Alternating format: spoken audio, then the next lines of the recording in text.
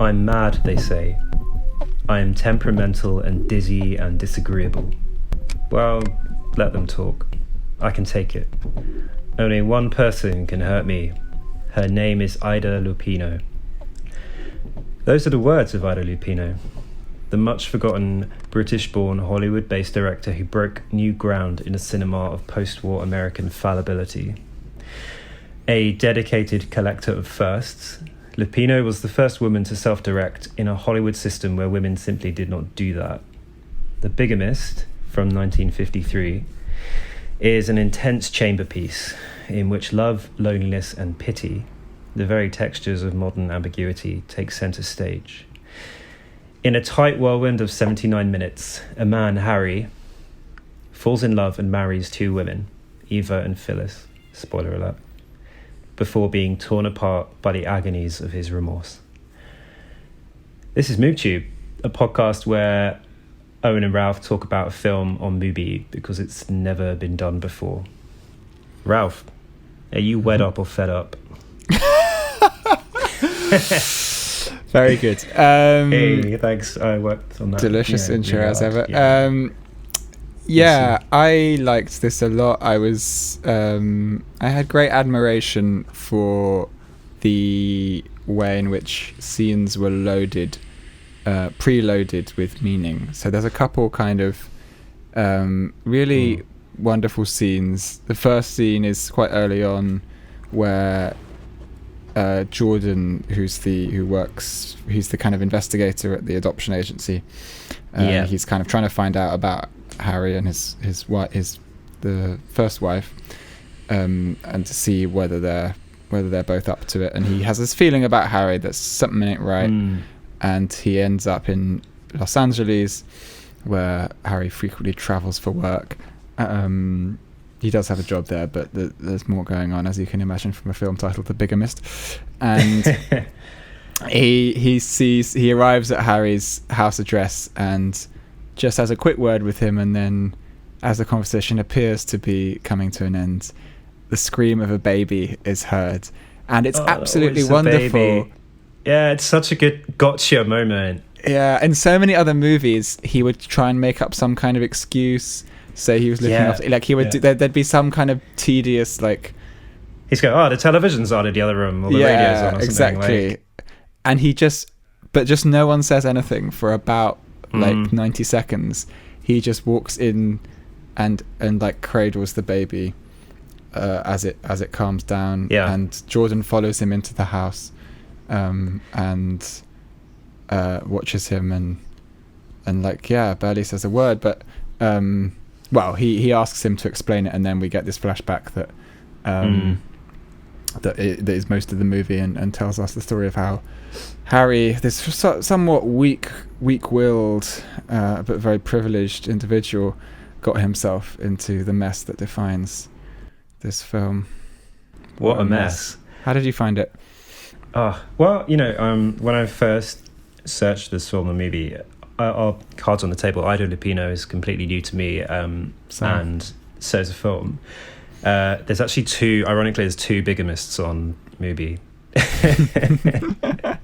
There's an Italian film made 3 years afterwards, and I didn't look to see if it was like a kind of localized reimagining of the same, but I can only imagine the film is about like pretty much the same thing. Whereas maybe the Italian one, they really celebrate it. And like, my man, 2 wives, great. That was real bigamy. Real bigamy. This was good for it. It's like one of those really self-contained, really perfectly orchestrated films. 79 minutes, beautiful. Mr. Hollywood, please, more films under 90 minutes. It's just my golden rule for any film is automatically good if it's under 90 minutes. But it's there's a lot that's loaded in these moments of spaces of silence in the film, because obviously Harry and Harrison, the other name he goes by, he's been living by a kind of not particularly well concealed secret, which has been eating him up inside. So there's these big gulfs of silence. There's a lot of silence. There's a lot of things that go unsaid in this film, actually. And it's really a film about not necessarily the dialogue, but the things that aren't said. Jordan, who's the adoption guy, there's the he alludes to a kind of trauma or tragedy in his own past. You know, when Harry's questioning him a bit earlier in the film, and he's like, "Oh, why do you care so much about why, you know, you work too hard? Why are you taking this so seriously?" He says if you had made the wrong decision before about homing a child, then you know, work additionally hard and be additionally thorough to make sure that never happened again.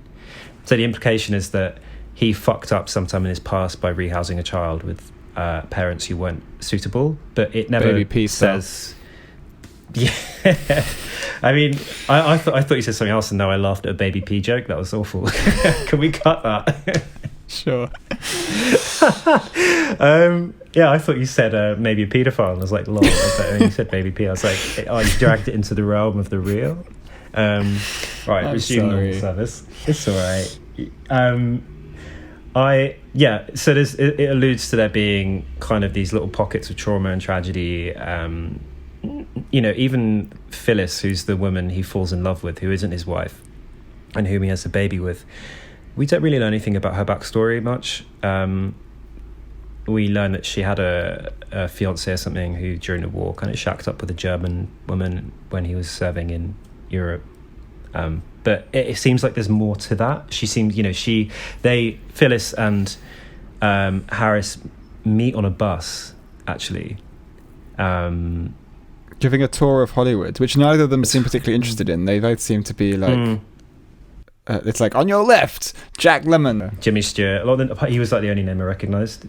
I think they were Ida Lupino's mates. I think there's a kind of subtle joke in there, to be honest. But they both try and find some solace in human contact on this tour bus, which is probably the last place. It's like, you know, on an off day in London, you're like, you know, I feel really fucking low. I'm going to sit on a £20 Buckingham Palace tour bus. Yeah, who does that? Like the roofless ones. Who does that? Do you do I've that? actually gone on public No. Is that where you pick up people?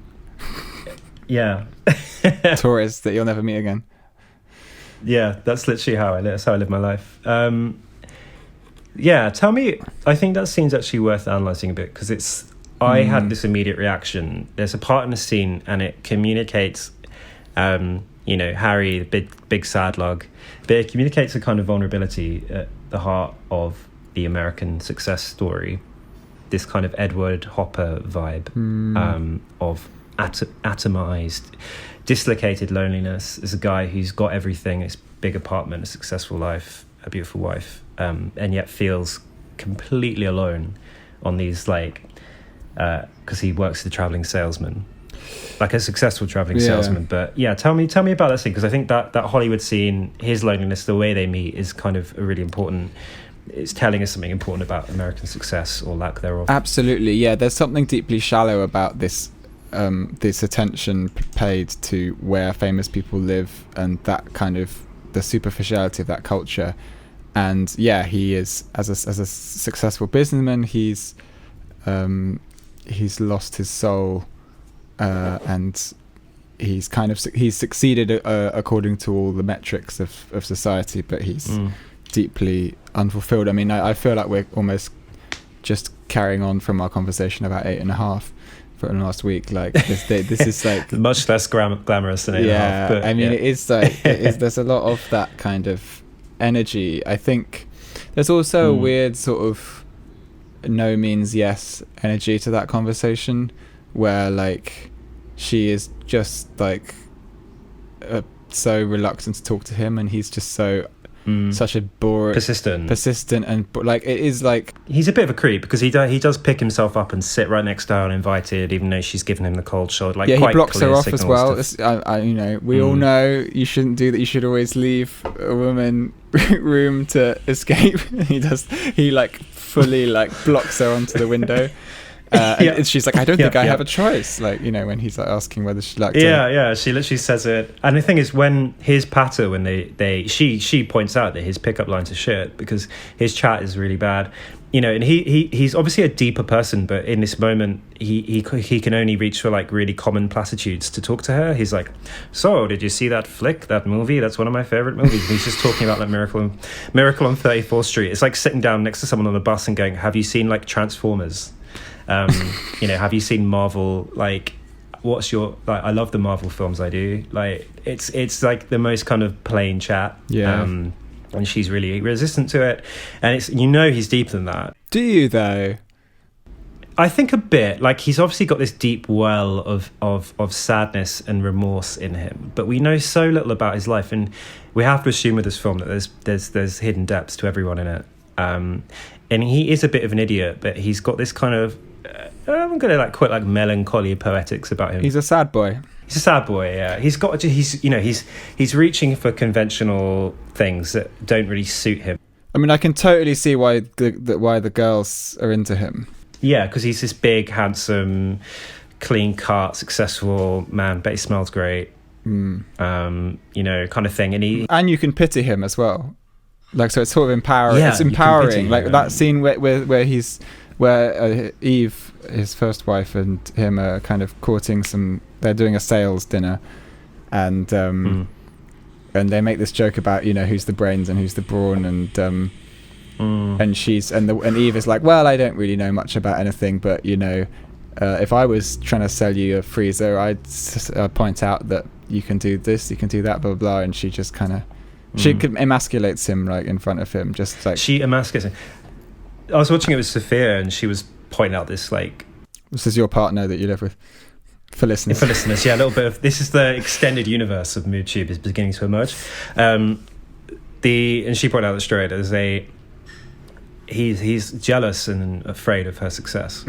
And there's a lot of the senses in which his narrative he spins for himself, which is that, oh, I'm lonely and I needed to you know, he kind of falls dick first into this other relationship, and you don't completely you empathize with his pain, but obviously his account of things we're seeing with a bit more of a god's eye view, and actually his wife does seem incredibly loving and supportive, just not the conventional housewife of the era.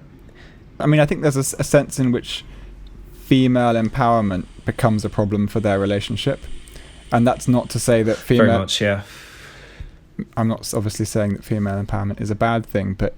But it is, just to make it clear that the line of this podcast is that any form of empowerment is bad, apart from our own... the Me Too movement has just gone too far. No, but clearly in that relation... I think Ida Lupino, like, she's not a feminist filmmaker. She's like... She's like a woman who makes films with, like, intelligence. And I think she shows how how the fact that the woman in that relationship is more than just a housewife causes a crisis of masculinity for him, and that's and that's something that needs to be like addressed for what it is. Yeah, and the crisis of masculinity for him is also a crisis of the idea of American success in a bigger sense, or modern success, because the very thing that he believes he must have in a way, which is, you know, the wife, the beautiful house, the child, she can't bear children, so they can't have a kid. Like, it's kind of like the thing which is the perfect love, or the perfect kind of metrics of success kind of don't exist. They're shown to be very illusory and not really real things, which should come as absolutely no surprise that these things are not, you know, completely 100% ideologically charged and you know, manufactured as a form of consent in society in a very Chomskyan sense, right? You know, obtain these three things and win. He's finding that there's no real joy in that. And the thing is, in contrast, what he finds in Phyllis, I don't think at any point you could say that their personality, they seem to have a personal connection. Like, there's nothing about her that's particularly outstanding. They are both, in a sense, kind of dissatisfied, and I suppose they kind of unite in they're both kind of losers in a way. They're both kind of life's losers. He's kind of on the margins. in a little bit because he's as it were kind of excluded by his wife's success, and he feels emasculated by that. She's kind of failed, as it were, because she's came to LA to the implications came to LA to presumably make it in the movies or something, call back to Mulholland Drive, but or to be around stardom. And actually she's working at a Chinese restaurant as a kind of hostess, but she admits herself she was bought to kind of liven up the place, but they have no customers anyway, so it's kind of alludes to her own failure. They're both kind of like been spat out a little bit by themselves, but also by American society. That's what it felt like. Yeah, I think that there's a certain sorrow and pity, like embedded they unite over their shared pity. Yeah, embedded in all the desire, and that's why there's a wonderful moment. I was just rewatching it before the pod where he's like, I really never meant to hurt you, and like I'm prepared to pay regular payments to our son, and like let's get the divorce done as quickly as possible so it's not painful. And she's like, sure, okay, thank you. And then like they get up to sort of say goodbye, and he grabs her hand, and she says, oh, maybe we're throwing something away, and actually like I think what you gave me was just a bit of an ego kick, and and I think that like I haven't really seen in a Hollywood movie, even though it sounds very Hollywood, I don't think I've seen dialogue like that that's so or one rarely sees, especially in a film that feels so much like a film noir half the time. It feels like Double Indemnity. It does. It's like a mood noir. Yeah, like but literally those like curtains, dark, like you get those like slit curtains and stuff. But genuinely, like the level of emotional intelligence in that, and I'm not just like trying to be like woke about it and like, oh, it's directed by a woman, so she knows what it's like. But like, like that is what you're saying there. I guess sort of it is, but Lupino is saying it as an outsider to the Hollywood system slightly. Like I watched another film by her called The Hitchhiker, which was just a straight up and down like film noir with like good tension. And I was sort of like disappointed by how like straightforwardly good it was. I was like hoping she'd be a director who made like really experimental masterpieces. Which is kind of like Fritz Lang, in that sense. Like Fritz Lang came to America and did The Big Heat, and kind of became a boring filmmaker, having made like Dr. Mabuse and M, Metropolis, and transplanted into the Hollywood system. It kind of, which is what makes kind of The Bigamist so interesting, because like you said, it's got this emotional tonality to it and this depth and this ambiguity. It's a very ambiguous film. It's like, I'm not trying to tie up any loose ends about this film because it's just ambiguous. Everything is morally ambiguous about it. We're kind of being asked by Ada Lupino to find a bit of pity and empathy in a society. It really doesn't have any time for it, because the person who inhabits the world the best is not Harry or Eva, his wife, or Phyllis, his other wife, his new wife. It's actually like that crass, awful guy that Jordan finds in The Office in LA. He gets a... Oh, yeah, he is so chat. He's all chat, and he's chatting up the secretary, and he's like, hey, it's cocktail o'clock, ladies. And he's just wandering around, and he's the image of crass, oafish, LA, like American success, and he's happy to swim in that. So some people can find their place in it, but it's kind of odious and a bit sticky, because I think we're supposed to treat that character as a kind of like the other side of what it looks like. But I also, I don't know, I found it just, the tonality of this film just very distinct. It made me think that if this is like the chaotic good of this kind of Hollywood film, like the lawful like evil, like the chaos emerald of this, the evil twin of this film is fucking It's a Wonderful Life. I actually have never seen that film. Oh, it's a fucking great film. Talking about Jim Stewart, but It's a Wonderful Life is a piece of undiluted, conservative, American propaganda about you should be grateful for your lot, and living a boring but comfortable life and bringing up a family in the American Midwest is the measure of success. And that is the film that kind of saturates so much of the American imagination about success. and has it's kind of ambiguous because it does actually deal with depression and mental illness in a way, in quite a Prince Harry way. Yeah, exactly. Prince William, whichever one it is, the ones that always bang on about mental health. Oh, they all share literally the same blood, don't they? Fucking transparent lizards. But this film is like got a lot of tonality. It treats it in a that uses it as I think kind of depression or suicide as a kind of dramatic plot device, whereas here it's actually a quite considered treatment of what being really abject might look like. It's when Harry's walking like just wandering around LA with nothing to do. It all looks like a moving Edward Hopper painting. These kind of storefronts, these empty storefronts, and he does try and make a protest in a way. Like it's funny reading the Wikipedia entry, the synopsis on Wikipedia gives Harry more credit than some viewers would. Like it puts the synopsis puts a lot of emphasis on the various moments at which he kind of attempts. He basically admits to cheating on Eve the first time it happens. On the phone, I forgot about that. Yeah, and she's just not interested, and she just sort of thinks he's joking. And then later on, he tries to sort of like tell her, but then her father has died, so she's not in the state to hear it, and like it kind of it escalates to something unacceptable because it hasn't been discussed at a point when it was like when it could have been like when it could have been something to be like to be talked. So like I think if someone has an affair, I don't know, I'm a monogamist, so like I mean there's some people who would watch this film and be like, well, why don't you just become poly, which I think would be a silly argument. Let's create a polycule. This is the first poly film, but because clearly it's all about insecurity and about like and the patriarchy and the rot at the heart of America and insecurity. You're not going to find in the modern world. But it's interesting you say that because like I don't think we're at any point being invited to judge Harry, actually. I don't think we're being asked, better still, to justify his behaviour.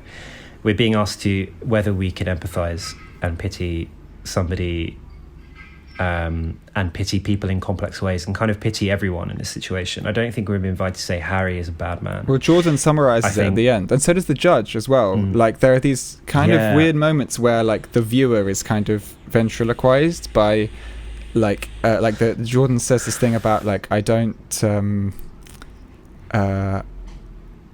disgusted by you and yet I wish you luck. Yeah, and it's like totally like that's actually what I mean, it's surprising in the kind of world of like horrible punishment and labeling that we live in, but that's actually totally a humane way to respond to the situation.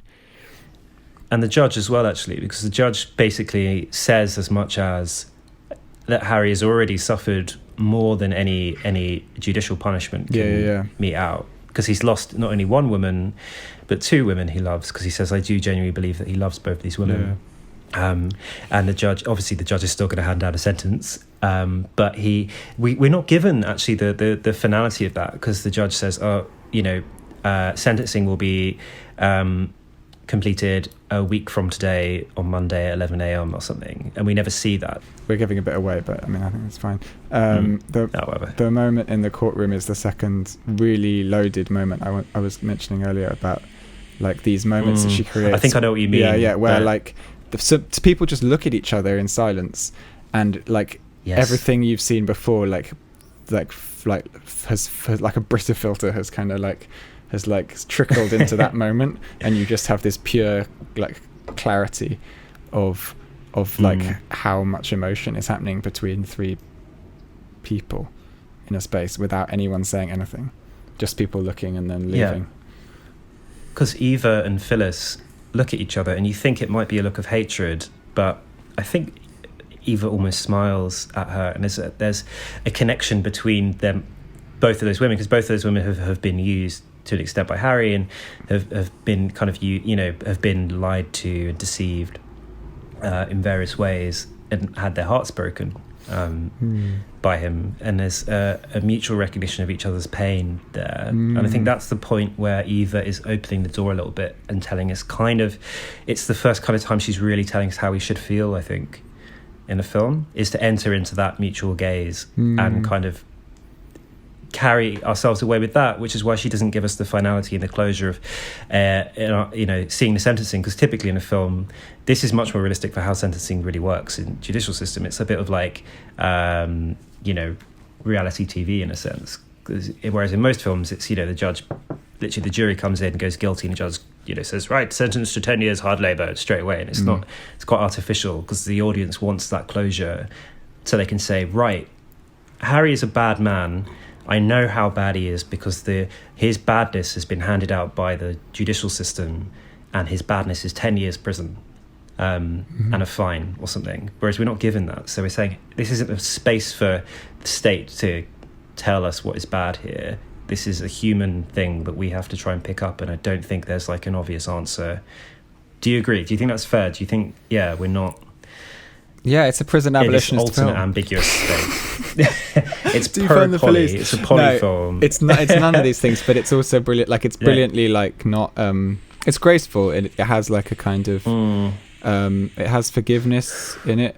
I just think it doesn't ever attempt to label or judge people. It does. There is an element of like shame and pity that's unavoidable in the situation, but. I was struck from the very start of it in the way in which like someone behaving in a harmful way is not demonized, and yet there's like total honesty about their behavior, and you're sort of rooting for, I think you're rooting for truth.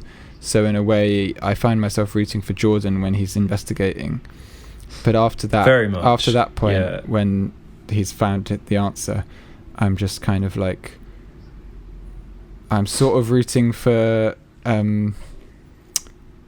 it's funny, I was thinking about what you root for, because the other film I watched by Ida Lupino was about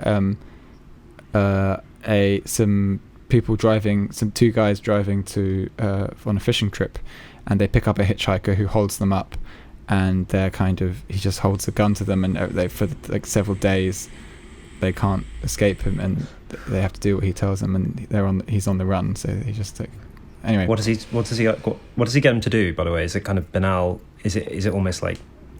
Well, he gets them to cover for criminals. Him and get food, because he's a wanted man, so he's sort of hanging back. But anyway, like the whole time, it's a bit like Funny Games, that film. You're like the whole time you're just really rooting for like the protagonists to be free of the antagonist. And so that film, I was like, it's a bit not painted by numbers, but it's like, it's film noir and it's a thriller and whatever. Like it's really she obvious. Had to earn her money, didn't she? Yeah, but it's like, it's a good genre piece, but you're very aware of like some films, the script writing is really straightforwardly like investing the viewer in a particular outcome and like not giving you that outcome until the very end. Whereas this film was much more subtle, because the outcome, again, this is why I don't really believe in spoiler alerts, because I sort of find spoilers annoying, but I also know that most of the time when you watch something, you know what's going to happen. If you watch a thriller about some people being like kidnapped, you know that they're gonna get free at the end.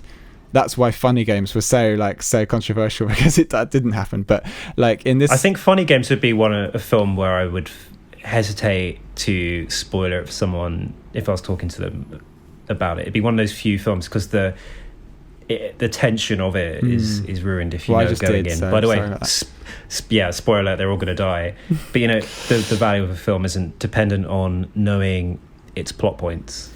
But with this one, there was no kind of like, I knew there wasn't going to be a happy ending in this film, and his comeuppance is coming, But I also knew it wouldn't be like a brutal ending either, if you see what I mean. Yeah, because he just walks off, with his lawyer and a police officer, presumably to await sentencing, and that he's already gone through great turmoil because this has been eating him up. He's tried to free himself from it, but he can't. He has a essentially caring nature, in the sense of he's a bit of an idiot, but also a caring person, because Phyllis falls ill. She has complications with her pregnancy, and it's implied she's sort of on death's door for a bit, and he cares for her through that period, and their shared pain, in that sense physical, kind of leads him to propose to her.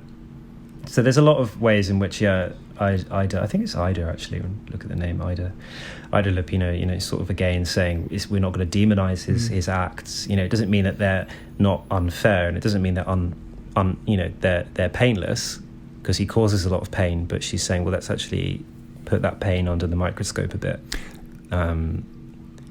Yeah. Are there any other Hollywood films with this level of like convention, formal convention, that for you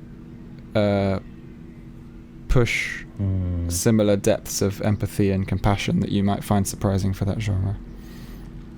Yeah, so in a way, I was kind of thinking of Vertigo, because Vertigo seems like a film of kind of, it's madness in that question, but, this issue of doubling and doubles and this kind of sad sack man with a bit of a mysterious or sad, soppy past. But again, it just, this film does a lot more emotionally in emotional depth than, Vertigo does in all of its profound glory. No, maybe you'll feel differently. I'm kind of quite illiterate when it comes to this era of film in Hollywood. Like, it's not because of the conventions, I suppose. Like, it's not something I know that well. I mean, what do you feel? There's something that has trod similar ground, or is kind of I guess Cassavetes springs to mind, but he's just an independent filmmaker. He wasn't part of that Hollywood system at all. Cassavetes, yeah.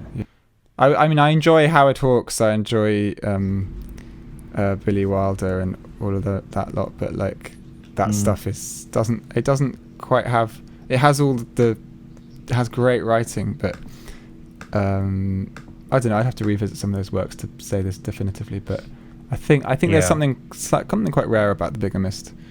I think so. I was pleasantly surprised. That's The Bigamist. I don't know what we're going to watch next week. That felt like a very neat way to end there. Obviously, if anyone has any suggestions for what they want us to watch, I don't give a shit. Don't tell me. No, tweet us. I like participation. As we grow our audience base. If you are, my friend who has a podcast did this thing because he had a similar position we were in at the moment. He had listeners, a few listeners he didn't know, and like quite a few listeners he knew, and he was like trying to grow his base. And so he was like, if you don't know me and you're listening to this right now, just say something. Just message me on Instagram. Just say like hello and the number 6. He would be like, he was like fully ready to go really needy, and now he has quite high listening figures. So we need to be needy. If you're prepared to be needy, like, go for it. That podcast is called Alex Listens, by the way, with a K. Alex with a K. So big up, shout out Alex. All right, so in that case, I'm gonna U-turn on what I just said. So if you do have suggestions, please message us. We would love to. Please, we're so lonely. Respond to it. It has to be on Mubi, of course. It has to be on Mubi. But it can be the library, or it can be on Mubi now showing. I want to watch that Werner Herzog film, Romance. Yeah, LLC, but it's 10 quid. So it's now 10 quid. What I'm also going to plug. Go on. Not plug, but I am going to watch, and I want to talk a little bit about it next week. Is Nick Cave. Nick Cave's new film. Nick Cave, the singer, has a new film. Yeah, coming out it's screening on Thursday, I think.